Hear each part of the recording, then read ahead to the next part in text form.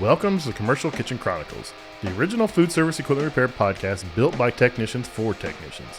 Whether you're on the front lines of repair, keeping the kitchen running smoothly, or just passionate about the food service repair industry, this podcast is your go-to source for expert insight, tech tips, and real stories from the field.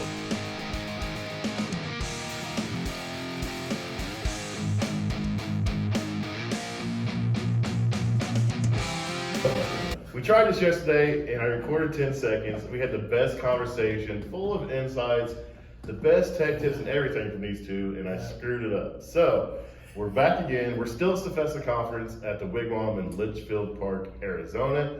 I'm joined by my old friend Eric Holder from Unox and my recent friend from the last couple of years, Leroy Fearon. And these guys are service managers, service directors. I don't know the titles, I can mess it up, so I'm gonna screw it up. But these guys are two of the best there is in the industry. They both were techs, they both got out of the field, they worked their way up, they still do technical stuff, and they're teaching the next generation of techs. It's really cool to see. That's right. Yeah, thanks, man. That's what I said. Hey, Did you rehearse that? I had practice yesterday. So let's start with you, Eric. Let's give a background of your history, what you've done leading up to your current role. Yeah, so I've been with Unox for the whopping time of about 8 months now. So, but before then, been in the industry as a total of 35 years. Started more so with Smart Care. I ran my own business as well.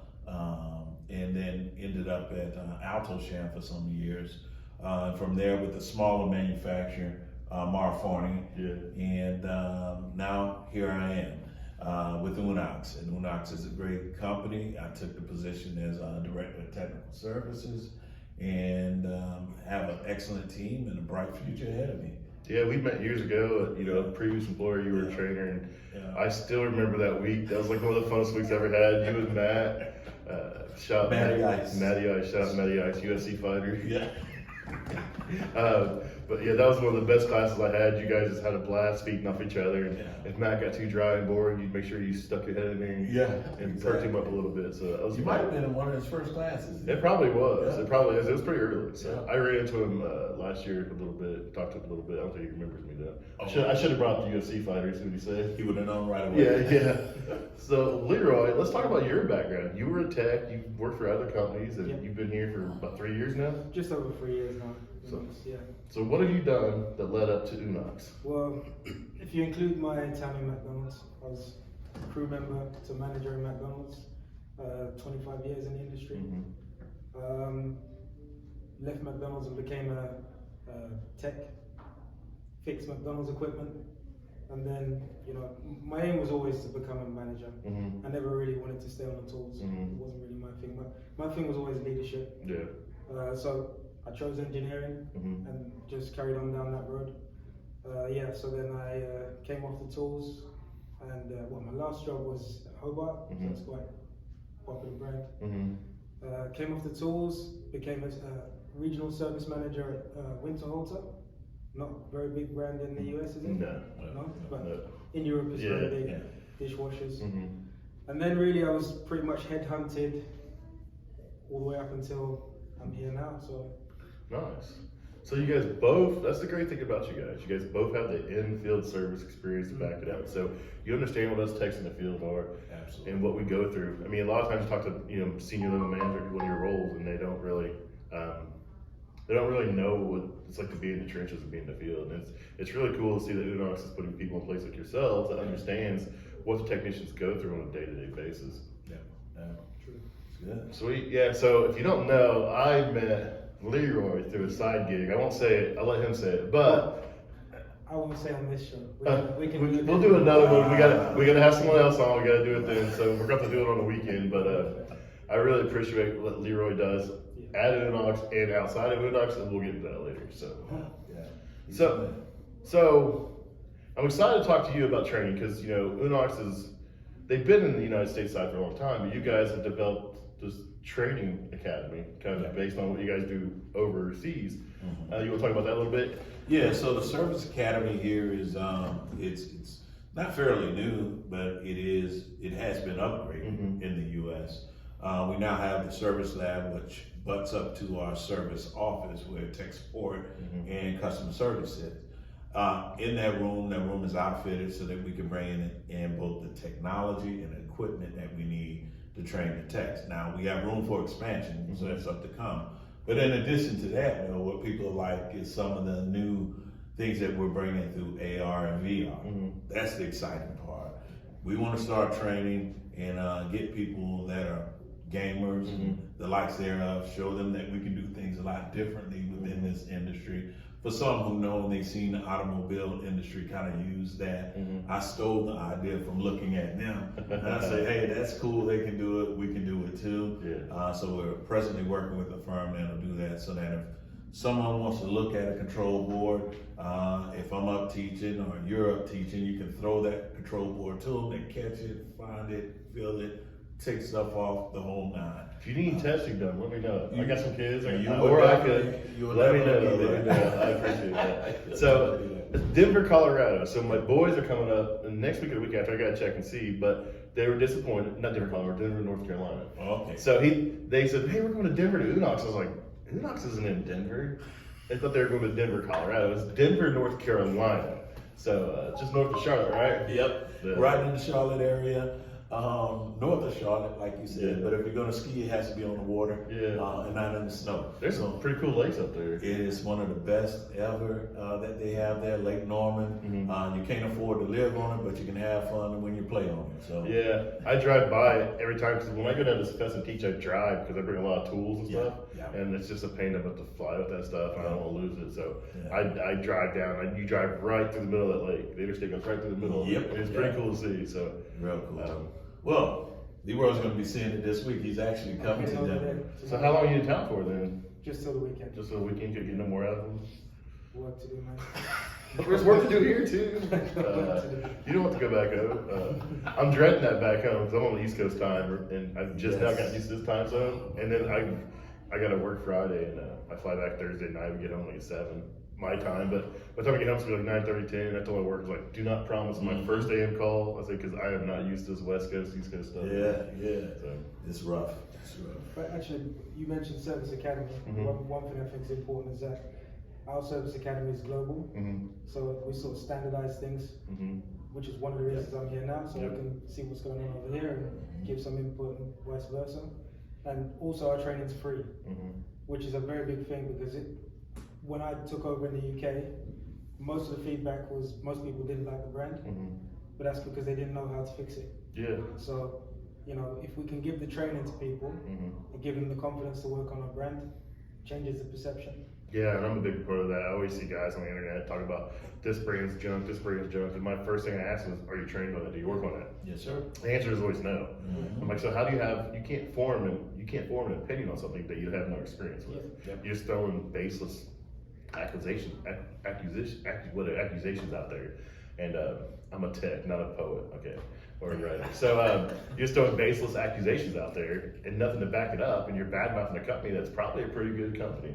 And I've been guilty of it in the past, and it's taken me a long time to realize that you can't do that as an industry. There's a lot of good things out there that people just don't know about, and that's all it is. So Your least favorite piece of equipment is something. I don't work on it. And I don't badmouth it. It's like I just don't know. I don't work on it. So I'm sure if I worked on it all the time, I'd love it. I mean, I didn't love working on Frymaster touchscreen fryers, but now I love them. You love it. At first I was like, this thing's crazy overcomplicated. Now I'm like, I can just get in there and do whatever I want. People are like, you can do that? I'm like, oh yeah, you can do a lot more than that too. So Unox is based out of Italy. So you said something about Unox City now? It's like pretty much they got their own city, so much warehouses and stuff. So let's get into that a little bit, because you know, during COVID, Unox kind of excelled and really came hard to the market in the US, and they had the capabilities of building their own parts, stockpiling their own stuff. And we were talking yesterday that, you know, Unox partners with companies, and sometimes they invest in these companies or buy these companies and make these components for them. So you want to talk about that a little bit? Yeah, that's correct, man. And it's good that you noticed it, actually, that it was around COVID when we really started advancing in the US. We had the stock, we had the inventory, and so we pushed that out. But when you talk about Unox as a whole, you're right. There are like 13 or is it 11, to be correct, warehouses in Padua. No, 100%. In that ballpark. So 11 to 13, 11 to 13. That's a good number though. And they're all the size. You're talking about warehouses the size of what we have in Denver, North Carolina. But each one of them are as big, if not bigger than that one facility. Nice. Now with Unox City, we're in a little city called Padua. If you guys haven't heard of it, it's right outside of Venice. In Padua, you'll go there, and in Unox City, they have these two huge buildings. Just think of how it was when we went to Parkstown. Okay? Yeah. Now, those buildings are like that, except there's actually boulevard that goes in between the two buildings. That's why we call it Unox City. If anyone gets a chance, if you go online, you can see it on the Unox website. You'll see the actual inauguration of opening that, which just happened about 4 weeks ago, I think it was. Yeah, maybe not even that. I'll have to take a picture of it and throw it over the episode so show people what it is. I mean, it seems like you guys have a lot of sense of pride in it. Yeah, you know, yeah, what they're it is. doing over there. It really is. It's a pretty cool place. So. Right.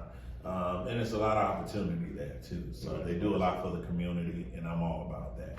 Yeah. So your coverage zone is huge. Northern Europe. Northern Europe. So I mean, you're based out of the UK. Based out of the UK. So you probably fly all the time, don't you? These days, yeah. These days, yeah. So what do you think about that? Do you enjoy going to meet people in other countries and other facilities and like? I do. I find it's pretty much, you know, we all speak the same language, so Yes. yeah. So this conference in particular is probably my first conference where everybody's in service. Yeah, I was excited to see you and Justin and Macaulay, some of the other people come over. As they're a great group of people, and they've all given me a hard time, and I love it. So I got broad-shoulders, I can take it. So what all is your role over there? It's training and other things. So do you have to go out and like problem service Sometimes, events and fix it? Yeah. Or go out and smooth things over with customers that get kind of worked up over something and Yeah. whatever they ask of you pretty much? Well, service manager, director, same Yeah. sort of thing. We wear many hats. Yep. So we're helping support the techs, we're helping the office staff, the allocators, we have a service lab, we're helping that team. And then we're also helping our internal techs as well as the external ones, the service partners. So I spend time with the service partners. Yeah, I see you post doing some installs and doing some service work and stuff, and it's cool to see. And I can handle a job like that as long as I get a chance to still go out and do that. I think if I took a job where I couldn't do that, like I was like everything's hands off, I couldn't be involved, I'd probably lose my mind. So that'd probably be a good fit for me. I don't ever want to come completely out of the field, but there's gonna be a point in time where I have to, but I don't want to 100% come out. I want to be able to go out there and do some things. We have a director in USG that he still goes out and does like rooftop change outs and stuff. He's a director. Like, should do it. It's like, I was like, this is awesome. I didn't realize he's a tech. I started talking to him here before the conference started, and he was giving me a hard time about something that happened. And I was like, so what'd you do before you came in the office? He goes, I was a 20-year tech. And I was like, oh, this makes sense. I was like, and you're in that role? I was like, there's hope for me yet. So do you still like getting your hands dirty? Oh, I love getting my hands dirty. I don't miss that. What? Do you know what I love? I love the diagnosis. Yeah. Somebody else can actually fix it. I love using my brain. Yeah. The brain side. Yeah. Keep my hands and nails, nice. So my hands are out. They stay nice and oiled up and greased up. I love it. Well, I remember when I was in McDonald's studying engineering, and I used to have to, if the fryer was broken, I would call one of the service engineers, and they used to come in. Most of them were old, dirty hands. That's one of the things I really noticed, and I was like, I didn't even see them as technicians. I didn't see them as engineers. I wash my hands. I wear gloves. If anyone from work is watching, I wear gloves. But yeah, I can see that. I was aspiring to be an engineer. Yeah. And I didn't recognize them as an engineer until I saw there was one guy who came in to my store, and it was a Taylor grill, it was broken, and he was about in his 20s. And he was smartly dressed, just someone that I could see myself. And he opened the grill, the top of the grill, and I saw the belts and I saw the components in there. And I was like, oh look, there's a relay and there's solid state relay and stuff. And I was like, you guys are actually engineers. And it sort of dawned on me that I could probably do that job. Yeah. If I didn't see him, I probably wouldn't be sitting here. See, one person is all it takes to change your life. Man. Yeah. It's kind of cool. I came from the Navy, so I started. So in the Navy, if anybody who's watching, you're in the Navy, they'll know there's a division called Auxiliary Division. And Auxiliary Division is really called A Gang, for those of us who really know. So I really started in A Gang.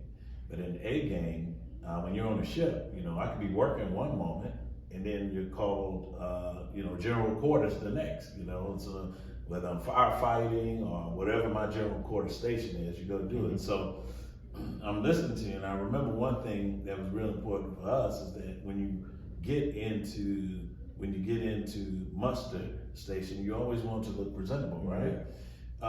And so what we did as engineers there on the ship is we wore coveralls, and those coveralls, man, we can get as dirty as we want to get and stuff, but if we had to go and present ourselves in uniform, we just ripped those off, and now here we are, standing. So I took that same, the Navy taught me a lot of things from PM to everything else. Shout out to the United States Navy. But one of the things I brought was, I had that mentality too, that I wasn't always gonna just be turning wrenches. So one of the things I brought is that I always presented myself differently. And what I would do is work on a McDonald's fryer, I could be working on a Love fryer, I could be working on anything all night long, because we'll go and do the clamshells and stuff at night.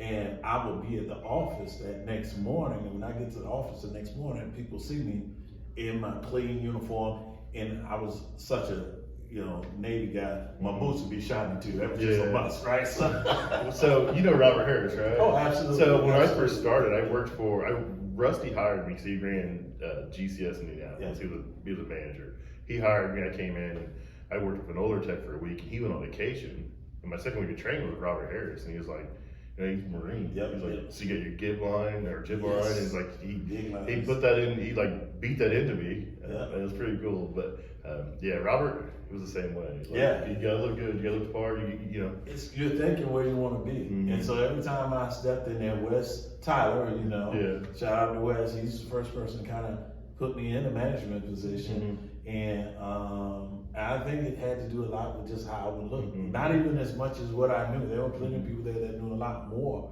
than me at the time. But it was how you present yourself. You talked about the different roles that we have to have now. Those were the same roles I found myself in even as a technician. I was the PR guy. I was the guy to go and clean it up. Call back, say, hey, I'm there, whatever it may be. I think the only requirement here at Unox, and it probably should be just in this industry at all, the only real requirement you need to succeed is, I think everybody should have an MBA. That's my opinion. But the MBA is really a mop bucket attitude. So if you have a mop bucket attitude. Okay, I like that one better. You scared me for a minute. I was like, I ain't going back to school. I barely made it out of high school. Oh, no. It's a mop bucket attitude. That's 100%. Cool. If you got that, then you can succeed in this industry. And anything it takes, anything you gotta do, I don't care if it's the floor, you do it and you succeed. Oh yeah, I've had guys I've been training older guys who've done this, but I'm training them on our processes and how we do things, and I'll get a mop and a broom, and why are you doing that? I'm like, I made the mess, man. It's not fair for me to clean it. Now if they come over and say, stop, we got it, it's a different story, but I'm gonna initiate that. That's my mess, I'm gonna start cleaning it. If they say, hey, we got it, don't worry about it, okay, that's a different story, but hey, my mom doesn't work here, my wife doesn't work here. That's my mentality. So let's talk about what Unox has out there. I mean, you guys told me a little bit yesterday about this thing you can talk to, an oven. What's up with that? Yeah, Chef Top X, but the master of it is right there. I wouldn't say the master. Well, it seems like in our industry, combi ovens in particular, are developed in Europe, and then a couple of years later, America finally gets on board and embraces them, brings them over. So you probably got a little experience, a little bit. Yeah, I've been working on it for a few years, couple of years now. For me, I'll make a statement now. It's the best oven on the market. Nice. And I'm not saying that because I'm wearing this. That's a genuine. I would never say anything. We're techs. We say how it is. Even in the training sessions. Yeah, I get trouble for that. Oh God. We say how it is. I've had to learn to look around the room for my mouth sometimes. But I tell you now, it's the best oven on the market. Nice. I mean, when I'm doing training sessions, I'm now, we went from saying we've got this feature like a rationale, we have this feature like a combo foam. Now we're in the phase where those guys are training and they're bringing out new things, and it's like, the people in the class will be saying, like Unox, Unox has that, Unox has this.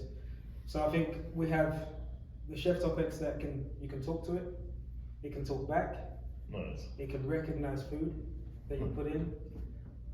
It's all designed to limit the amount of touches Yeah. to the the control panel. That's what you guys mentioned yesterday. Like this chef can have his profile, his whole cooking profile, and everything on the cloud. And he can go across the country, across the world, and he can put it in, sign in. It's going to bring his profiles, his settings, his techniques and practices into that oven anywhere he's at. So that's really cool for Even the layout. Yeah. When you get a new phone, you just log in and it looks like your old phone. It'll be exactly the same. Nice. So I work on every combi oven under the sun. Just it's where I work, it's what I do. And I like the fact that your guys' oven isn't as wide as everybody else's. And I don't know if that's maybe because it's European based, and that's what everyone else is too, though. But everything's kind of in the back. You got your control board on the doors, your touchscreen on the door, but everything's in the back. You don't have to worry about heat sources on the side. You shouldn't have a heat source directly next to it, but I mean, you don't. It's not. It's not like everybody else may freak out. But yeah, everything's in the back, and it seems it's not too bad to work on really. Everything's back there. You can get to everything. You can test everything. Take that one panel off, and generally everything's right there. My thing is I always screw up and take the fan screws out. So then the fan falls, and I get the fan back in every single time. I always forget it gets moved, but yeah, everything's in the back. It's right there. It's easy to test, diagnose, and I mean I don't have a problem working on them. But do you find most of the installations have wheels or casters? It's about 50-50. If it's a school, it has casters. Yeah. Most time restaurants, it's either on the table or on, something like that. But most time schools are on casters. There was a school system south of Indianapolis, and they put in one summer. They put in I think like 12 to 14 of them. I was installing like 2 sets a day by myself. I just begging them out because it's 2 hours away. So I got that mentality. I'm gonna go down there and do as much as I can and come back. So I was going out there and your guys' installs electric's straightforward, easy. Straightforward. The gas one kind of gives me a little fits because I always forget about the insulation around the flue pipes and stuff. But I got that figured out now. So I think you do need to think about the serviceability when you're installing it. Yeah. I think a lot of people just install things and then they don't think about when something goes wrong, which everything goes wrong eventually. So do you have that problem over here? I mean, we do, but it's the one thing that we're working on, and it's also a thing that Italy is working with us on. So any new design, and even this morning when we were talking, didn't realize that this morning that you had a lot of input with the serviceability of even some of the current designs that are out in the market right now, not even including Chef Top X and so forth. So whenever we go on a new design, serviceability is a key component of the design outside of the operation of it and everything else. How or is it able to be serviced is going to be one of the key factors of how it's designed. So. Yeah, I mean on the service tech side, we go to kitchens all the time. You walk in, you're like, how is this in here? Because if there's space, they're gonna put something there. It's not designed to be that way. Absolutely. You go in, half of a piece of equipment's hanging out the hood. I'm like, you're supposed to be 6 inches into the hood. I'm like, how did this get through fire doors? How did this pass? But there's a gas line there, so hook it up. I'm like, well, that gas line was designed for 500,000 BTUs, and now we have 1.5 million BTUs on there. So it's like, how's this gonna work? I'm like, but people don't understand. But I like your guys' footprint. It's narrower. It seems like it's more compact. It's it's more friendly for the kitchen. Yeah. And these guys are designing it, these dealers and consultants alike. When they design it, they're giving us about no space. So you have to think of that too. Yeah. As much as we complain about it as techs in this industry, the reality is that if we don't make it an item that can fit into to tight connections, then we'll lose that sale. Oh yeah. That's the reality of it. So when you go into it, I know everybody, this thing is right next to this, it's right next to this, It's not your fault. Right. Like, we make something fits there, they do it there. They got it. I get it, I understand. Business for me, business for you, and in this industry, we usually adapt, adjust, and overcome, and that's what we do. Your guys' ovens are easy enough to move out too, though. Absolutely. They don't weigh that. They're not. I mean, some of these ovens, you get a double stack ovens, it's like 1,500 pounds. Yeah. They come pre-stacked. You can't even stack them on the field. I'm like, this is ridiculous. So your guys' ovens, they're pretty easy to move around. Don't have a whole ton of stuff, hanging attached to the back. I enjoy working on them. They're not too hard to work on. At first I was mad, and then I did some training. I think who did your training? Michael Wigwam. Yeah, he came out and did training a couple of years ago for a big rollout you guys had, and we've done work for that. And then, like I said, we've installed a bunch of some schools, and the schools do pretty well. Yeah, they do. But schools, anything is one of those schools. Yeah. The lunch ladies take care of stuff. It ain't like a restaurant where they just beat on it and abuse it. And that kind of stuff. So it does really well at schools. It does well everywhere. So I enjoy working on them. But yeah, that compactness really sticks out. It's not, you can get a full size oven. It's not, you know, everyone else has got 8, 12, 14 inches. Yeah. Some of them you're like, how did we get this in the building? Yeah. I've taken door frames out. That's Windows. I've taken doors and opened them up, taken control panels and pulled off the front of the oven so I could like twist it in there. And such a headache. And I don't have that problem for you guys. I get just about anywhere. I'll tell you what though, speaking of serviceability, I think we need to tell whoever's listening about our partner hub app. Yeah. That How did we miss that yesterday? Good point. yeah, See, we need to come back today. There you go. He's warming up. Go ahead. Yeah, the partner hub app is I've lost words. It's so good. Is it? Yeah, I mean, if you seen it yourself? No, I have not. I'm about to download it. Okay, so download the partner hub app by Unox.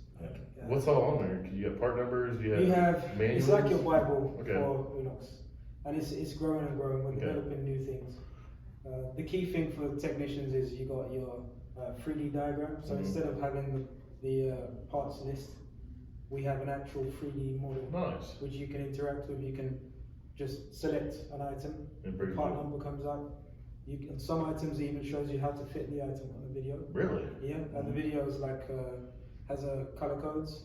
So like yellow is retain the part, red discard, green brand new. So if it's green in the video, you don't have it in your box. At least you can say I should have had this, and you can raise some sort of ticket with us. Yeah, I know you know, we talked a little bit yesterday about the videos. Like you guys are doing a lot of videos on how to service and how to diagnose some things. That's really cool to see. We know the younger generation of techs really gravitate towards technology because they've grown up with it. I'm 43, so I've kind of adopted it in the 20s. It's kind of just grown as I go. But those younger techs, they got it figured out on their phone, tablets, that kind of stuff. And to see videos out there, now I will say, you're going to have some customers who'll be like, your guy was out here staring at his phone on YouTube. That's true. Yeah, that's the bad thing. Yeah, but what's on the phone? I mean, he's getting the information from the source, so it's going to be right, and it's going to help diagnose the other. But man, you can't ever win with customers, man. I've been on the phone and I've heard the customer say, "I'd rather have him on the phone." Right, So I'd rather have him in here than you. Yeah, my son. Try working with your son. So both my sons work with me, and they're young, so and customers, they just beat up young people, man. Yeah. They think they don't know what's going on. And my son's actually, by the numbers, the best tech we have in our branch, just because I get stuck on callback and all other stuff, and we can get that later. But he's the best tech by numbers, and customers just beat him up because he's like 22 years old, 23 years old, and they're like, this kid was here, and I always want to be like, I always want to take it personal because it's my son, man. You know how it is. You have kids. It's just like, I can't do that, so I gotta kind of separate that. But some days, man, it's like, if I wasn't on the clock, I'd just strangle you right now. But no, he does good. So, but yeah, I'm excited for him to go down and training. Because we stuck him on some calls. He's like, I don't know anything about these. I was like, well, just call me. I'll walk you through it, or call the factory. So they're good people there. They get great people on the phones, and they'll help you out any way they can. So. Did you push them into the industry, or did they? No, I did not want. My youngest always wanted to do it. He's 19. When I'd go cleaning my vans on the weekend, go into the shop and clean my van out, he'd go with me and he'd run up down inside the van because he was small and he'd put stuff on the shelf for me, so I'd have to crawl around and get my big butt. Nice. My oldest though, he wanted to get a business degree. He didn't know what in, and he was a jock. He was a stud football player. And during COVID, he didn't get the chance to do his college business and stuff. It was all virtual, and he's lost interest in it. So he graduated, and he did a year work for a city on the street department because his grandmother worked in the city, and he didn't know what he wanted to do. And then one day he's like, "Hey, is your work hiring?" And I said, "Yeah, we're always hiring." I said, "You got somebody in mind?" He goes, "Me." And I said, No, you're not." He said, "I'm gonna do it anyways." It's like, "No, you're not." So he did it, and he took that sports mentality of "you're not gonna beat me" and applied it to this, and he's taken off, man. That's awesome. He's taken off. So I'm proud of him. My youngest. He's a little different learner, and he's catching on. He's doing good, so I'm proud of both of them. They're both doing really well in the industry, and on par to make some money and have some fun, it looks like. Good. Is he a gamer? Yeah. That's my type guy. Yeah, he's right. I'm not sure what he's playing right now. He cycles around. He'll probably jump back on Call of Duty when it comes out. Youngest one plays Battlefield, so they don't play against each other. So all right, so that's good there. But yeah, so I'm excited for him to go and have some fun, get away from me for a little bit, and it'll do some good to learn from other people. I've noticed that, I train techs all the time. We have new hires that come in, and it's weird with your own kids, like, and people always tell me like, your kids haven't made, you know. I'm like, no, they don't. Well, like, what do you mean? He goes, I will cuss them out in a heartbeat. I can't do it to you guys. I said, what are they gonna do? Go home and tell their mom? So, but I will get them. But you know, it's funny you're talking about that. And one thing I noticed, I'm sitting out just last month and really just looking at who we have by way of generation that's coming up. And there's a lot of people that I don't care how we make this look, it's just never gonna be sexy enough for them to want to come into this industry. But I started looking in particular because of my son and my nephews in particular. And even now, I have grandchildren now, and they're small, and watch them even what they do from a young age. They're just in the games, and I'm like, you know, as much as it gets under my skin, I start thinking, man, I want to be able to take that generation and make them a part of what we do.